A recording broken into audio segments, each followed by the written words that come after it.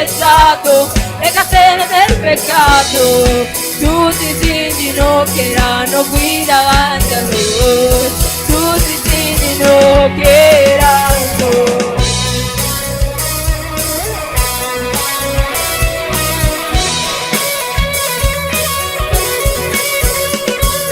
Porta apritevi, il Re di gloria patenta. Salvezza porterà, a noi darà la libertà, ti fermerà l'Onnipotente. Tu sei il leone, leone di Giuda, brutisci in potenza, combatti per noi, tutti si inginocchieranno. Oh, tu sei l'agnello, l'agnello immolato, hai vinto e spezzato le catene del peccato, tutti si inginocchieranno qui davanti a noi, tutti si inginocchieranno.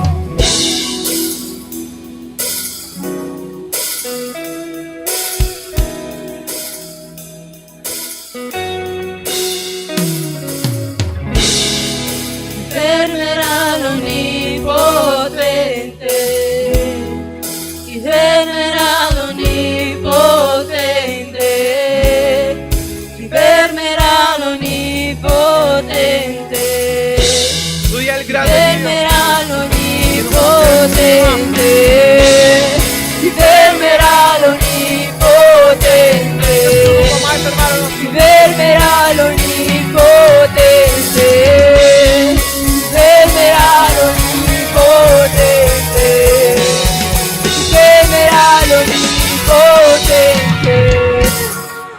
Sei il leone, leone di Giuda, brutisci in potenza, combatti per noi, tutti si inginocchieranno. Oh, tu sei l'agnello, l'agnello immolato, hai vinto spezzato le catene del peccato, tutti si inginocchieranno qui davanti a noi, tutti si inginocchieranno.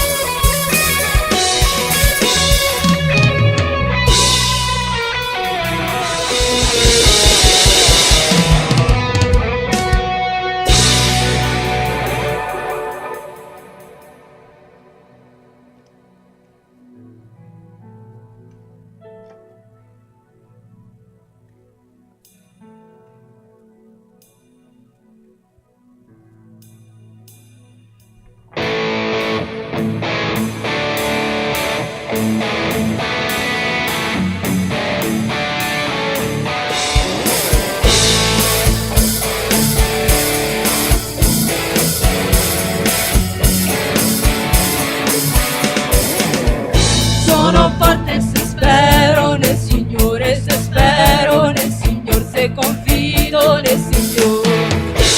Sono forte se spero nel Signore, se spero nel Signore, se confido nel Signore.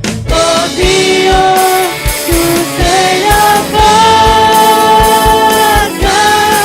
tu sei la mia speranza. Eterno Dio, eterno amor, fedele sei Signore, non dormi mai, tu sei la mia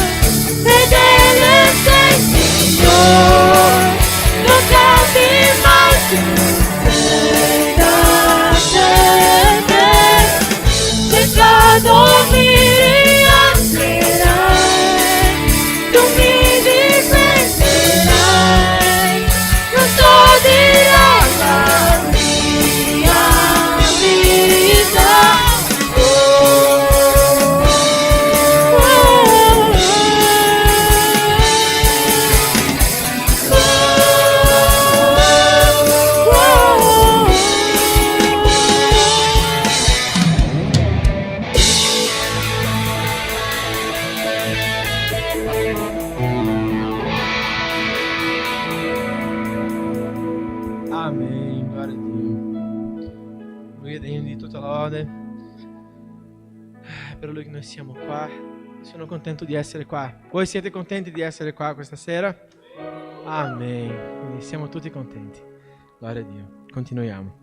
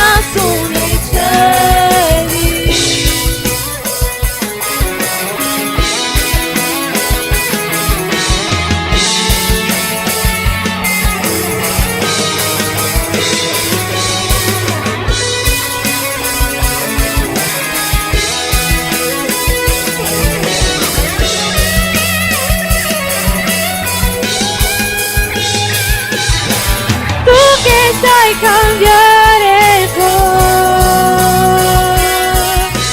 cambiami Signore, cambia il mio cuore, so che la tua volontà sia fatta in me,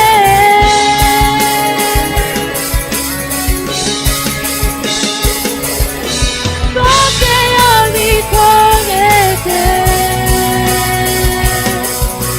Apri gli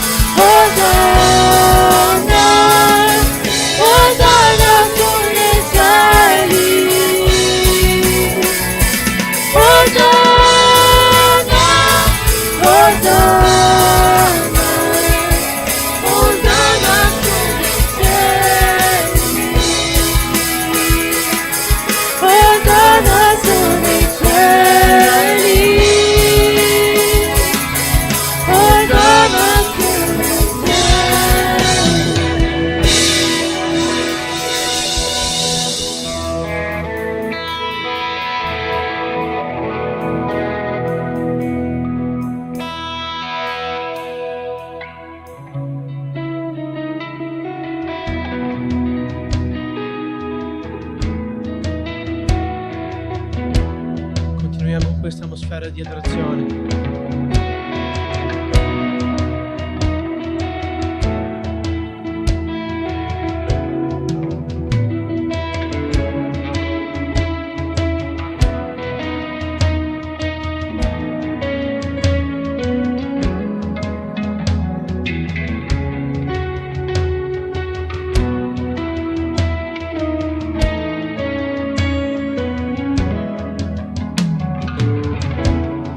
Non parlavo mai, tu soffiavi cantando.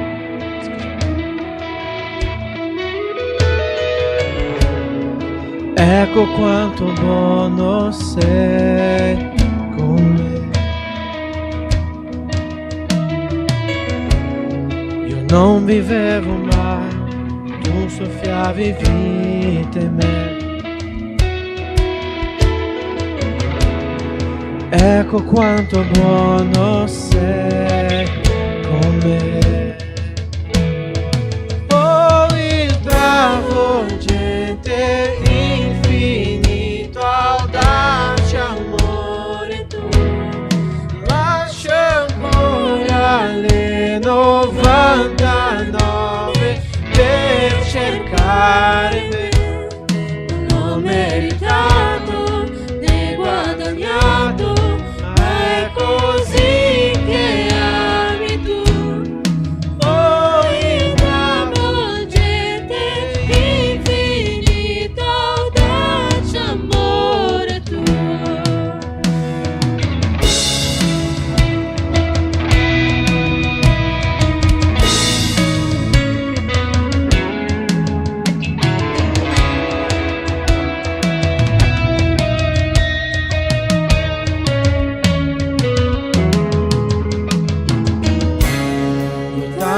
Per me un vero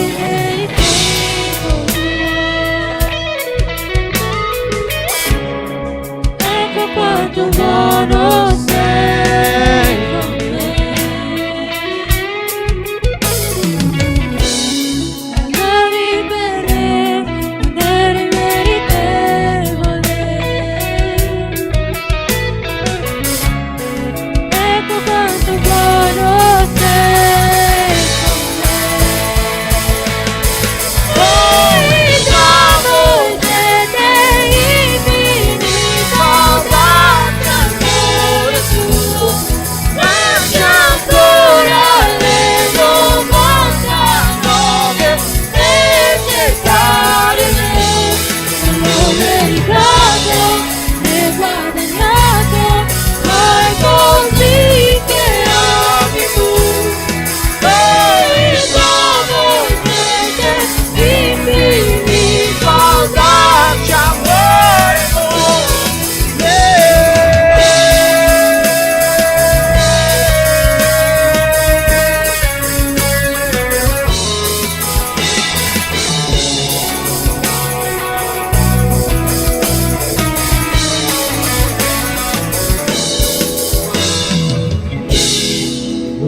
Ogni ombra, scali ogni montagna per raggiungere.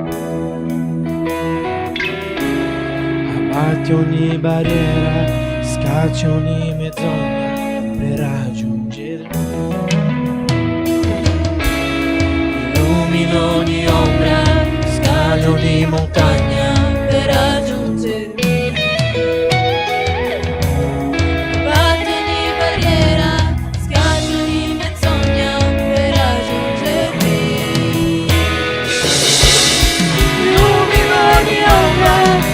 Ogni montagna per raggiungermi. Abbatti ogni barriera, scaccia ogni menzogna per raggiungermi ancora. Illumina ogni ombra, scali ogni montagna per raggiungermi. Abbatti ogni barriera, scaccia ogni menzogna per raggiungermi. Oh, e travolgente, infinito, audace amore tuo. Lascia ancora le 99 per cercare me.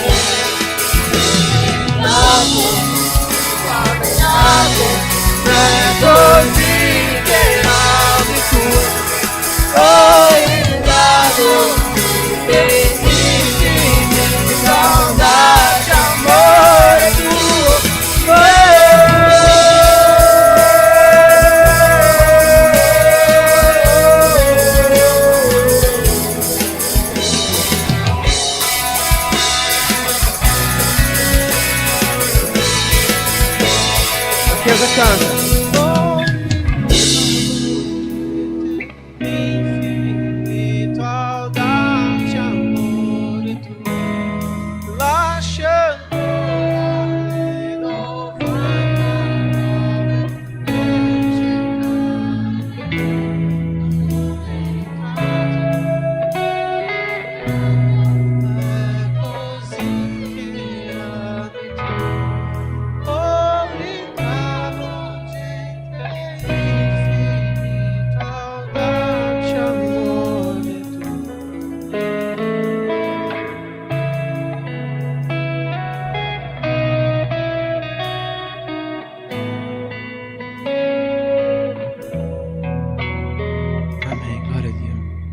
Grazie Signore per tutto quello che hai fatto.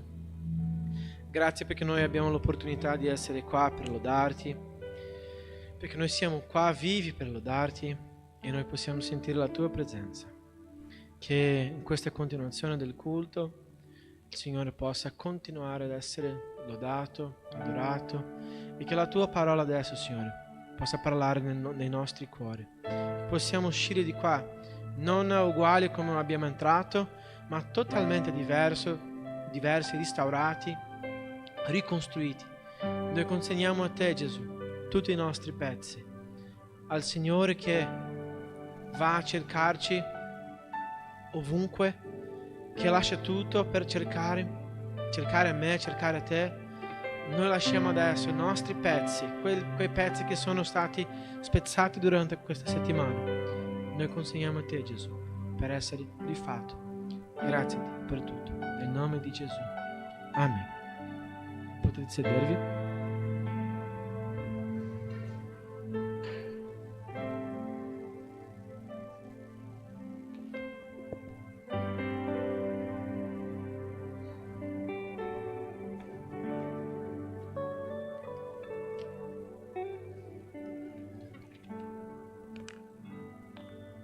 Buonasera Gamuvi. Devo ripetere, dai. Buonasera Gamuvi. Buonasera. Gloria a Dio. Amen. Bene ragazzi, com'è passata la settimana? Difficile? Tranquilla? Intensa? Veramente? Non volevo dilungarmi troppo, quindi apriamo la Bibbia nel Vangelo di Matteo, capitolo 5, versetto 7.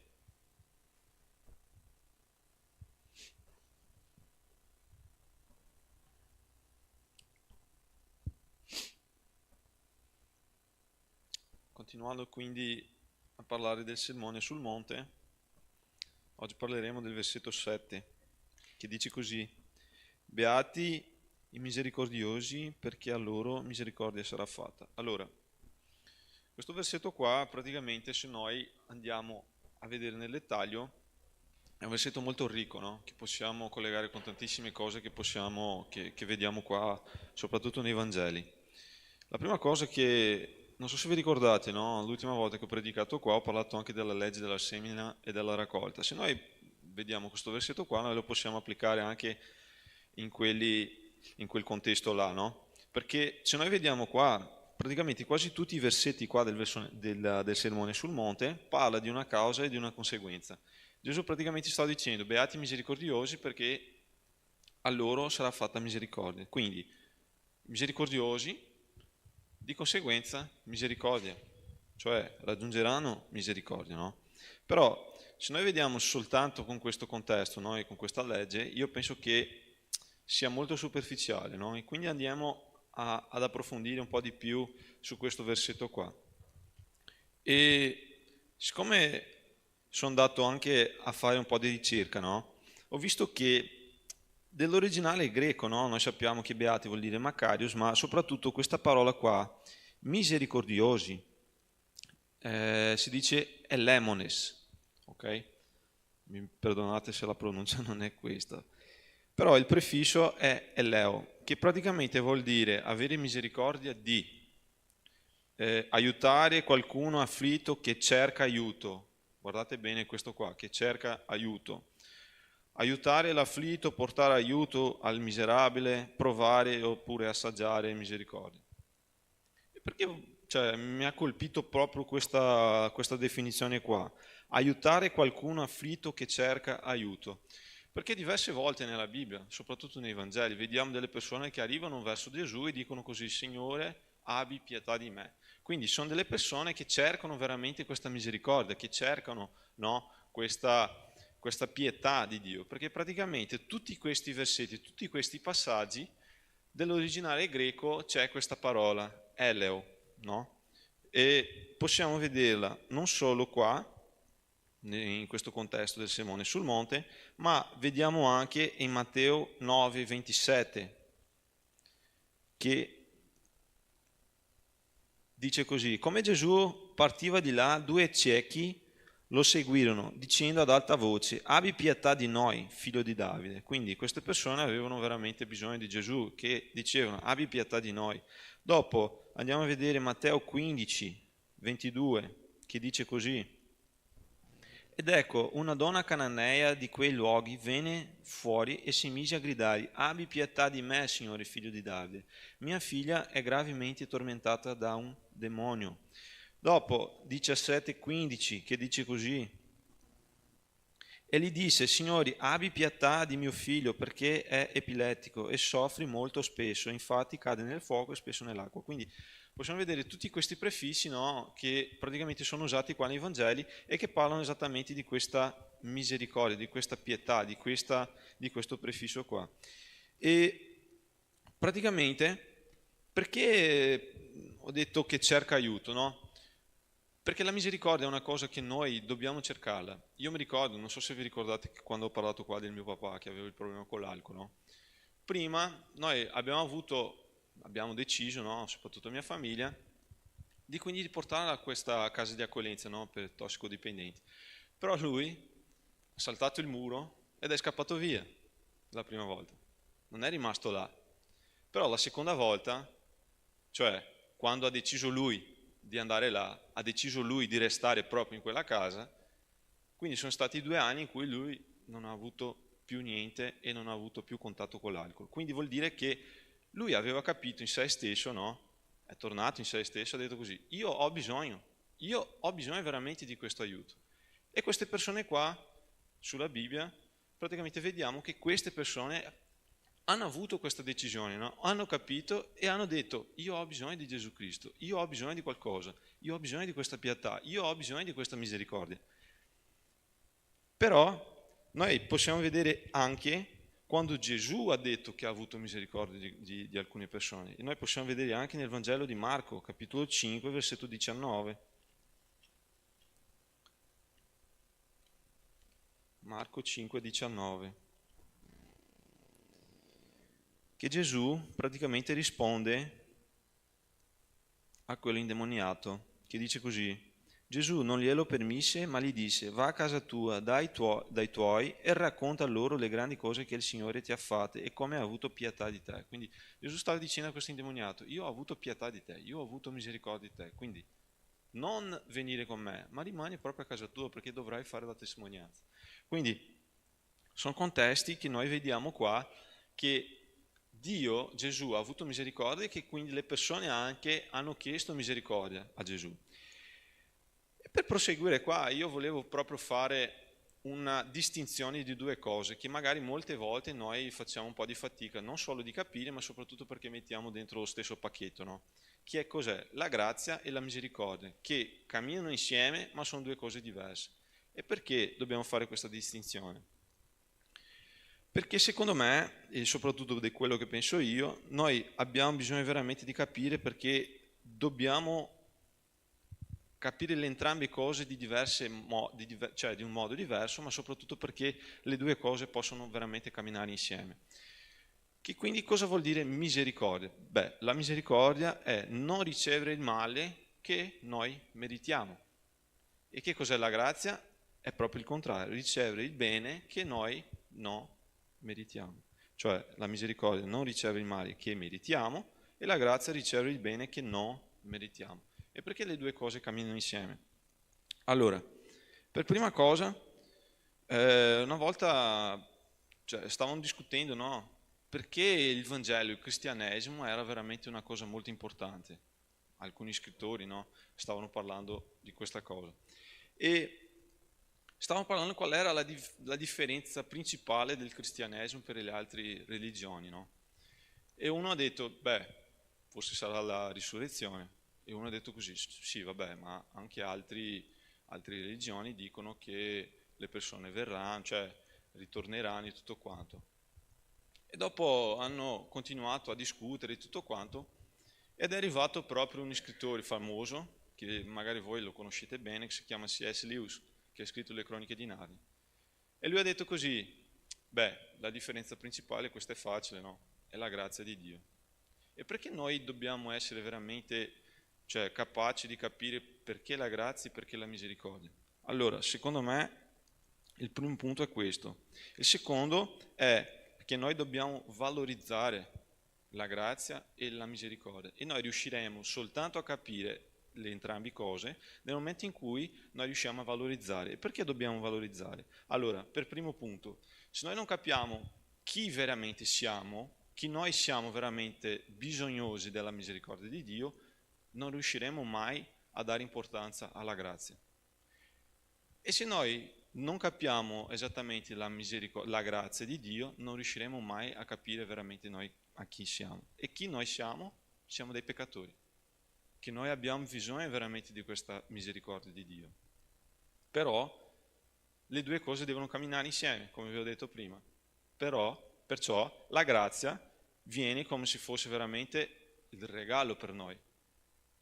E che cos'è la grazia, come vi ho detto prima? Questo favore immeritevole che noi vediamo nella lettera di Paolo agli Efesini, capitolo 2, versetto 8, che viene proprio definita come questo favore immeritevole. E perché vi ho detto, no? Il primo punto. Perché immaginate quindi un Dio che usa solo di misericordia con questa persona, con noi, diciamo così, e che non usa neanche la sua grazia con noi. Io penso che saremo anche, condizionati a vivere soltanto nel peccato, a vivere soltanto un Vangelo in cui noi sbagliamo e diciamo così, vabbè, Dio è misericordioso, pertanto, Lui mi perdona. Però, da un'altra parte, se noi non capiamo che cos'è la misericordia e viviamo soltanto per la grazia, possiamo anche cadere nel fatto che, diciamo così, vabbè, io avrò di sicuro la salvezza perché sono già stato salvato tramite la grazia di Dio attraverso la mia fede, per la grazia di Dio, e quindi non valorizzerò mai la grazia, perché sarò come se fosse un bambino viziato, no? Immaginate un bambino viziato, no? Che il padre arriva a casa con l'iPhone 15, l'iPhone 15, e questo si gira verso il suo papà e dice così, io volevo i 16, non era proprio questo che volevo. Però questo bambino non saprà mai quanto costa un iPhone, perché lui rimane a casa, lui non lava un piatto, lui è sempre dentro la sua camera, che lui è sempre quello che non fa proprio nulla dentro casa, perché lui non sa quanto costa una giornata di lavoro, lui non sa quanto costa un telefono e quindi lui non saprà mai cosa vuol dire fare fatica per dare proprio un regalo al suo figlio. E proprio magari è questo che noi facciamo con Gesù. Noi non capiamo il prezzo che Lui ha pagato sulla croce per noi, viviamo condizionati a questa grazia che ci dà ogni tanto, perché noi pensiamo così, però in questo punto noi sbagliamo, perché dobbiamo capire esattamente qual è il prezzo che è stato pagato sulla croce, e questo è misericordia, perché capiamo esattamente che siamo dei peccatori, che abbiamo bisogno della misericordia e che la grazia viene come regalo nella nostra vita, la salvezza, siamo stati salvati per la grazia di Dio.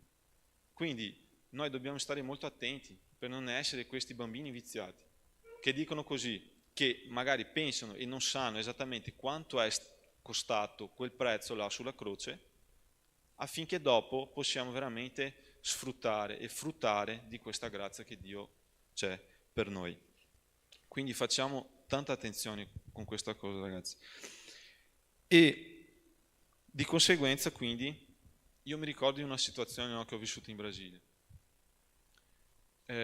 Giocavo in una squadra e mi sono fatto male. Ho avuto proprio uno stiramento qua nel flessore.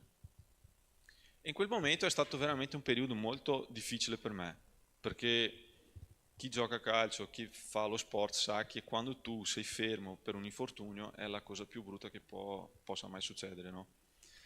E mi ricordo che ogni volta che arrivavo in una squadra chiedevo sempre a Dio che mi facesse veramente sapere cosa voleva da me in quel posto, perché firmando un contratto ogni 4 mesi, 5 mesi, rimanevo in una squadra così, sapevo che Dio aveva un proposito per ogni squadra che andavo, quindi sapevo che dovevo fare qualcosa, perché il proposito non era soltanto giocare a calcio, ma era soprattutto fare la volontà di Dio, perché se Dio mi stava inserendo in quel contesto, sicuramente voleva qualcosa da me, giusto?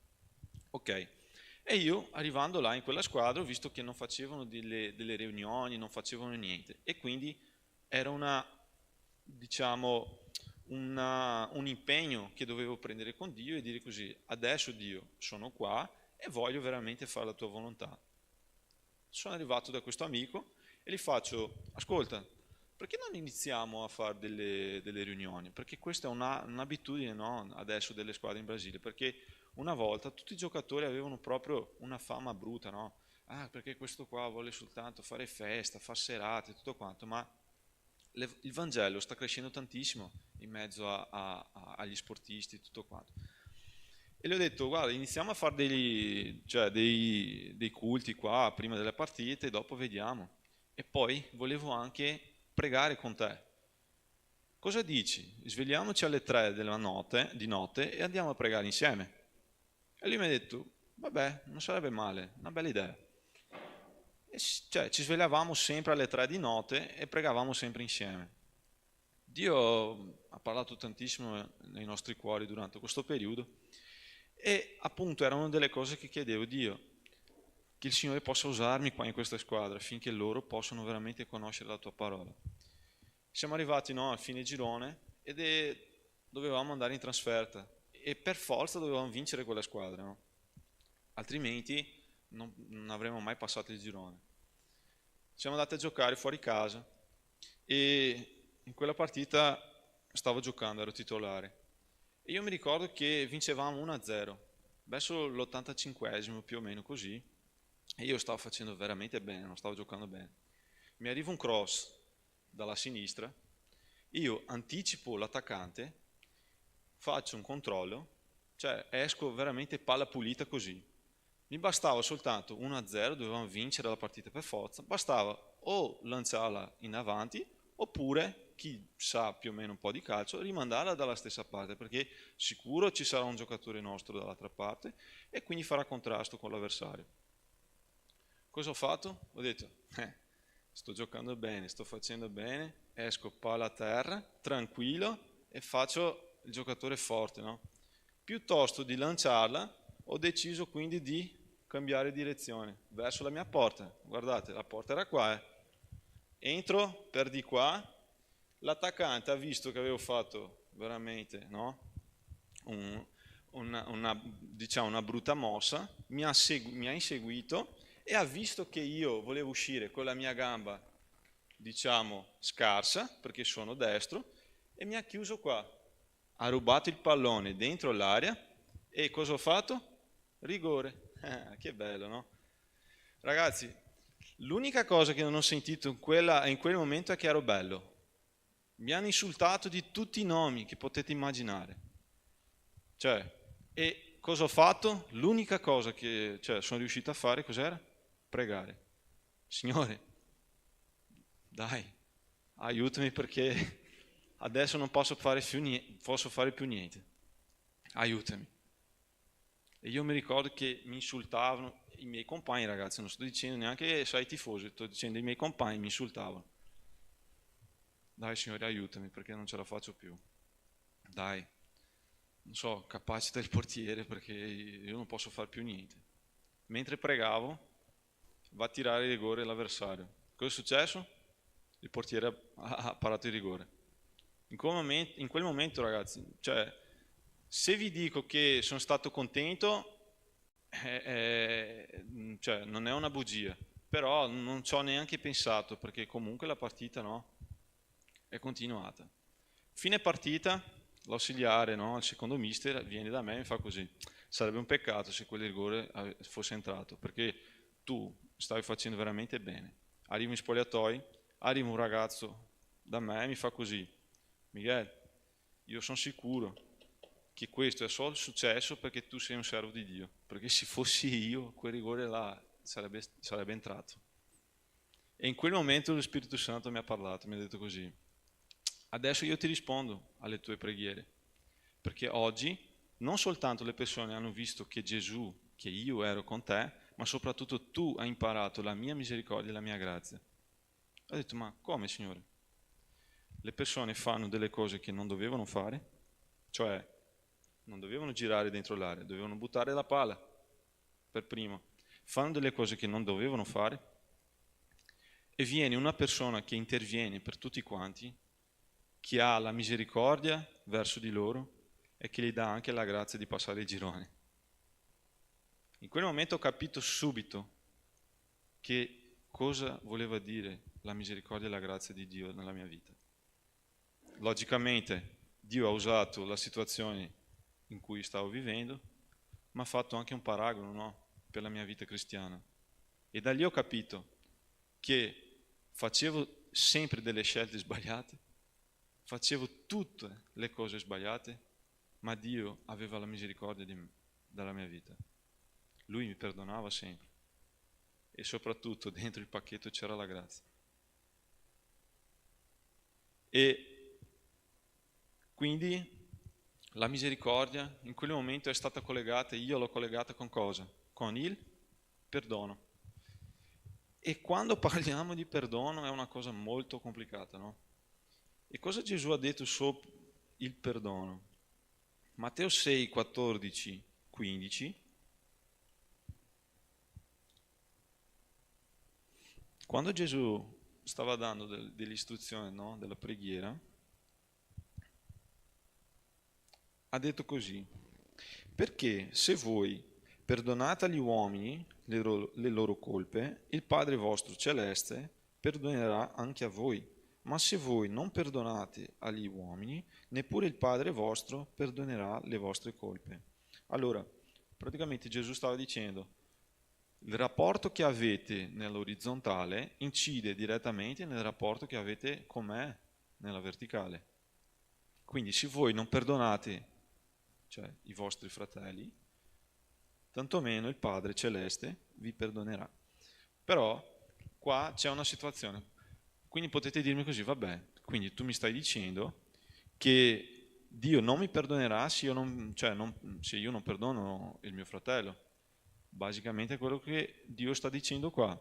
Però la misericordia di Dio quindi è condizionata al mio perdono? No.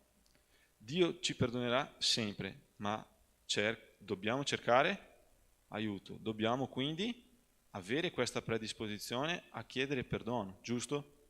E perché vi sto dicendo questa cosa? Perché quando Gesù sta dicendo qua, perché se voi perdonate gli uomini, era come se lui stesse parlando a delle persone che avevano già ricevuto questa misericordia, e quindi quando noi andiamo a vedere questa situazione qua è come se mancasse coerenza. E perché vi sto dicendo che manca coerenza? Leggiamo la parabola di Matteo capitolo 18, dal versetto 23 in poi. Matteo 18, 23. Perciò il regno dei cieli è simile a un re che vuole fare i conti con i suoi servi. Avendo cominciato a fare i conti, gli fu presentato uno che era debitore di 10.000 talenti. E poiché quello non aveva i mezzi per pagare, il suo signore comandò che fosse venduto lui con la moglie e i figli e tutto quanto aveva e che il debito fosse pagato. Perciò il servo, gettatosi a terra, gli si prostrò davanti dicendo: abbi pazienza con me e ti pagherò tutto. Il signore di quel servo, mosso a compassione, misericordia, lo lasciò andare e gli condonò il debito. Ma quel servo, uscito, trovò uno dei suoi conservi e gli doveva 100 denari. Quindi vedete, quello là aveva un debito molto più grande rispetto a questo qua, 10.000 e questo qua solo 100. e afferratolo lo strangolava dicendo: paga quello che devi. Perciò il conservo, gettatosi a terra, lo pregava dicendo: abbi pazienza con me e ti pagherò. Ma l'altro non volle, anzi andò e lo fece imprigionare finché avesse pagato il debito. I suoi conservi, veduto il fatto, ne furono molto rattristati e andarono a riferire al loro signore tutto l'accaduto. Allora il suo signore lo chiamò a sé e gli disse: servo malvagio, io ti ho condonato tutto quel debito perché tu me ne supplicasti. Non dovevi anche tu aver pietà del tuo conservo, come io ho avuto pietà di te? E il suo signore, adirato, lo diedi in mano degli aguzzini fino a quando non avesse pagato tutto quello che gli doveva. Quindi, leggiamo anche il 35, così vi farà anche il Padre mio celeste se uno di voi non perdona di cuore al proprio fratello. Quindi è mancanza di coerenza, ragazzi. Se io so che Dio mi ha perdonato, che Dio mi ha raggiunto con la sua grandissima misericordia, anch'io devo avere misericordia del mio fratello. Era questo che Gesù praticamente stava dicendo qua, no? Guarda, questo qua è stato perdonato, è stato veramente, cioè il suo Signore ha avuto misericordia di lui per un prezzo ancora molto più alto che lui aveva come debito, e questo qua non ha perdonato neanche il suo fratello. Quindi la misericordia di Dio non è condizionata a quello che noi facciamo, però Lui spera da noi, soprattutto da noi che siamo cristiani, che dobbiamo capire che cos'è la misericordia. Per quello che vi ho detto prima, cioè che è importante sapere cos'è la misericordia, affinché anche noi possiamo usare di misericordia col nostro fratello. Perché se noi abbiamo già capito che cosa vuol dire la misericordia, che cosa vuol dire la grazia, noi dobbiamo fare la stessa cosa. Perché se noi siamo già stati salvati, siamo già stati raggiunti, siamo già stati veramente colpiti da questa misericordia, quello che dobbiamo fare è la stessa cosa. E Gesù, quindi praticamente raccontando questa parabola qua, cosa stava dicendo? Voi che siete già cristiani, cioè non dovete continuare a fare come questo qua, dovete avere misericordia. Però ragazzi è una cosa molto difficile, no? Quando parliamo di perdono soprattutto. E il perdono è una cosa che noi dobbiamo fare in assoluto. Ma perché è così difficile? Perché il perdono più che altro è una decisione. Noi dobbiamo decidere, non è un sentimento. Noi dobbiamo decidere. Io decido perdonare. Magari tu mi stai dicendo adesso, vabbè, tu non sai neanche quello che ho passato nella mia vita e quindi stai dicendo di perdonare. Veramente. Però dobbiamo decidere lo stesso. Perché se tu sei un cristiano, oggi la parola ti dice così: se tu non perdoni il tuo fratello, neanche molto meno il tuo padre ti perdonerà. Perché tu sai veramente quello che Dio ha fatto per te. Nel pacchetto c'è la grazia, ma la misericordia ti fa capire esattamente chi eri prima che Gesù fosse entrato in scena nella tua vita. E vi faccio una domanda: chi di voi non vorrebbe veramente essere trattato con misericordia? Chi di voi non vorreste veramente essere trattato con misericordia? O magari chi non vuole essere veramente perdonato, no? Io so che ogni tanto neanche noi perdoniamoci a noi stessi, no? È difficile anche avere diciamo, questo atteggiamento. Però io penso che tutti noi vogliamo, no, essere perdonati e avere proprio questo sentimento, vivere questa situazione.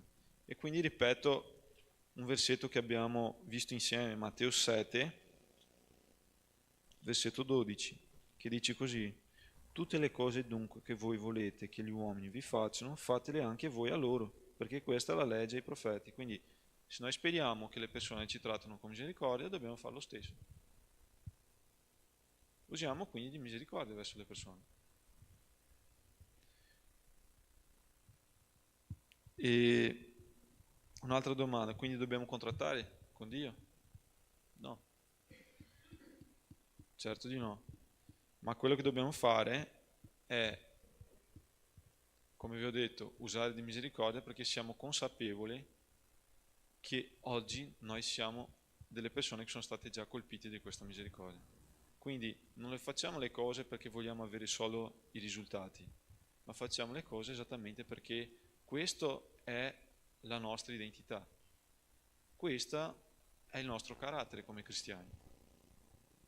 Usiamo di misericordia perché abbiamo già vissuto questa misericordia. Io sono sicuro che delle persone che usano di misericordia, no, con le altre persone sono esattamente quelle che sono già stati perdonati, che hanno vissuto questa misericordia. È molto più semplice. Quindi dobbiamo stare attenti. E perché vi dico questa cosa? Perché Matteo 12:34 dice così.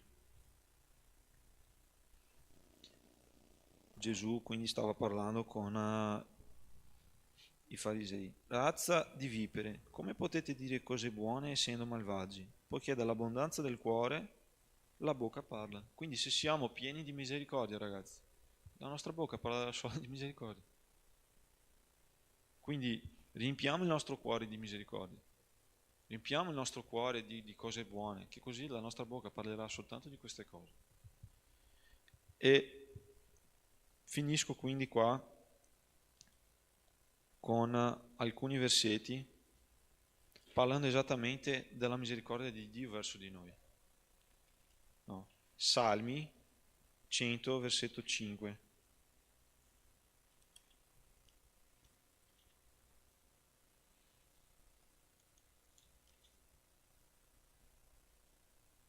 Poiché il Signore è buono, la sua bontà dura in eterno, la sua fedeltà per ogni generazione.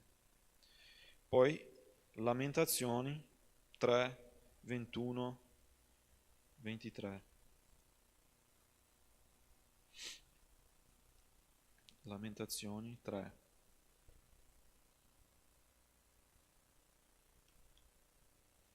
Che dice così: ecco ciò che voglio richiamare alla mente, ciò che mi fa sperare. È una grazia del Signore che non siamo stati completamente distrutti. Le sue compassioni infatti non sono esauriti, cioè le sue misericordie, si rinnovano ogni mattina. Grande è la tua fedeltà. Il Signore è fedele con noi, ragazzi. La sua misericordia non avrà mai fine.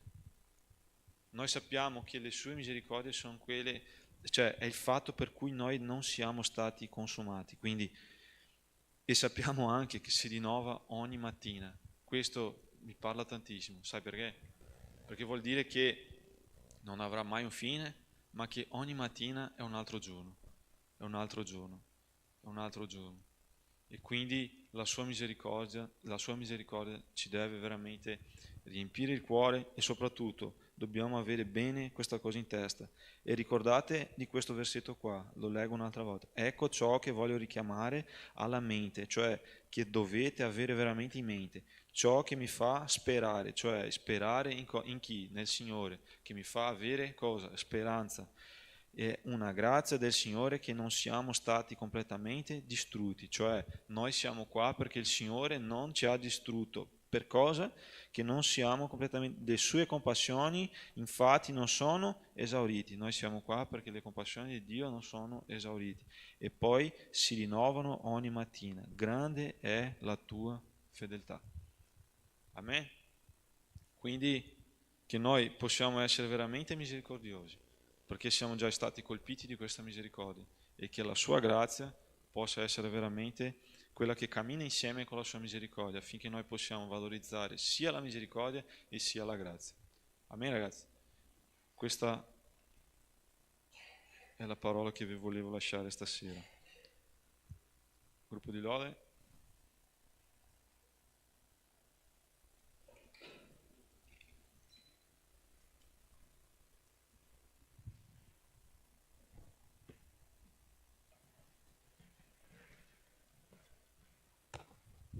Ok, avremo i nostri annunci adesso, poco prima della lode.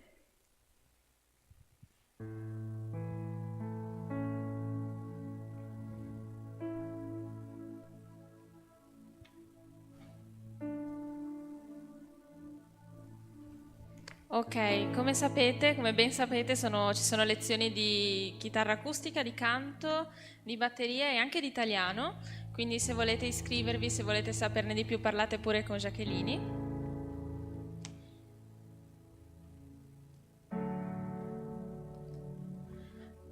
Ok, poi come sempre abbiamo il nostro gruppo Aska Move. Se ancora non fate parte della community di WhatsApp della Chiesa, dei giovani, parlate con uno dei responsabili, uno di noi che vi inseriremo.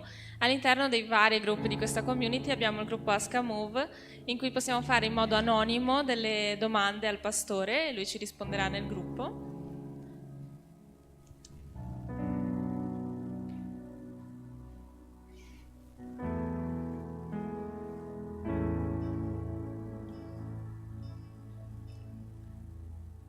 Dovete aspettare.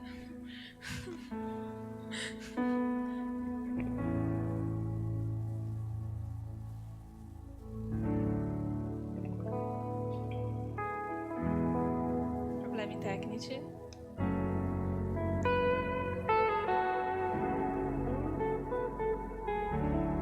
Ma intanto vado avanti. Il 21 dicembre alle 6 avremo il nostro Christmas Party. Potete assolutamente invitare amici, portare persone nuove, vestirvi in modo natalizio. Avremo giochi e vi chiediamo di portare un piatto salato o dolce per poter avere un momento di comunione dopo. E poi avremo una riunione il 28 dicembre, dopo i piccoli gruppi, in cui invitiamo tutti gli adolescenti, ok? Invitiamo tutti gli adolescenti ad esserci, quindi tutti coloro che sono dai 14 ai 18 anni siete invitati a venire a partecipare a questa riunione. Ok, no, non ho dimenticato nulla. Ok, poi abbiamo il nostro culto di Natale il 25 dicembre alle 6 e comprende tutte le sedi della nostra chiesa, quindi venite tutte, partecipate, siete di Belluno, Conegliano, venite pure. E allo stesso modo avremo il nostro culto di Capodanno il 31 dicembre alle 10 a Treviso e il culto anche a Belluno. E poi per i piccoli gruppi di questa sera, per i preadolescenti abbiamo Maggie e Joshua. Per gli adolescenti, le ragazze avranno Lisiani, per gli adolescenti maschi avranno Paolo, per le giovani abbiamo Monique e per i giovani abbiamo Miguel. Ok, niente, lascio la parola alla Lode.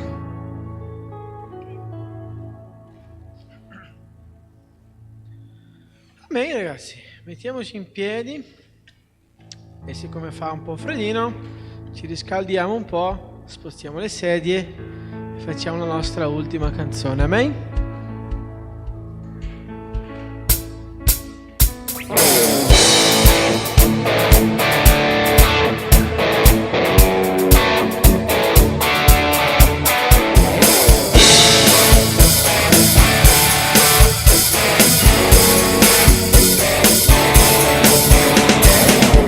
Sono forte se spero nel Signore, se spero nel Signore, se confio